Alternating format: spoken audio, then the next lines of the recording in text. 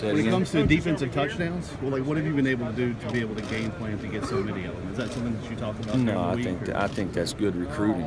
You know, the coach has done a good job recruiting playmakers, guys that handled the ball in high school. I think it's important when you're recruiting defensive guys to get guys that are used to handling the football.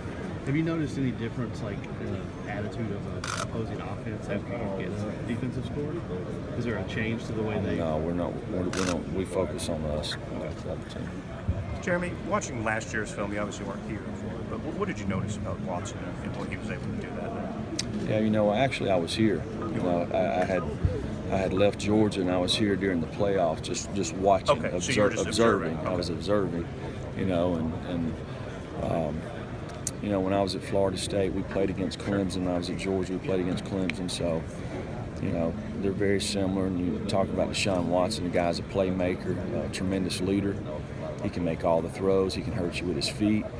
He can extend plays. Really puts a lot of pressure on the defense, stretching them vertical and horizontal. Is he as good of a quarterback as you're going to face? I would say he'd be up there. Yeah. He's a really good player. What do you think of him as an NFL prospect? That's not my job. I'm just worried about stopping him on Monday night. What are 2 or 3 areas, if you're not going to ever stop a guy like that, but are you going to try to keep him in the pocket? What are a couple of just like general cues you guys are going to look to do here, general rules for slowing him down? Well, hopefully we can find a way to create some negative plays. You know, the thing about it is these guys are really good on third down. They can drive the football, or they can score big plays. They got a tremendous amount of playmakers on the outside. The leg at the tight end can stretch you, you know. So we're going to have our hands full. What challenges does Mike Williams present to you specifically? Well, he's a big guy, fast guy. He really competes for the 50-50 balls. I mean, he goes and gets it. Looks like a power forward out there playing. So really good. Got really good competitive spirit about him. Thank you. Jeremy, what have you seen in the development of Deshaun Watson, maybe from last year or since you saw him as a freshman, that he does now? Well, I'm sure he's like all college players, high school players, you know.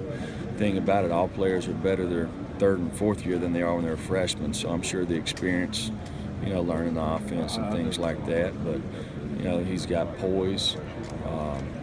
You know, don't seem to get rattled. These guys have been behind in several games, and they've just continued to fight, and that tells you a lot about them. Jeremy, in the beginning of the season, other teams had to try to find a way to move the ball against your team, so they're throwing the football quite a bit.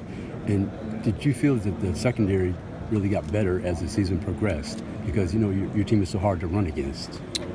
Well, you know, in college football, the ball gets spread around. There's so many snaps. You know, it's hard to just keep people contained for 60 minutes, you know. So you got to do a nice job of kind of weathering the storm. And I think we did that. Our guys in the secondary, we've lost some good players back there, and we've had to move guys around. But they've done a nice job all year.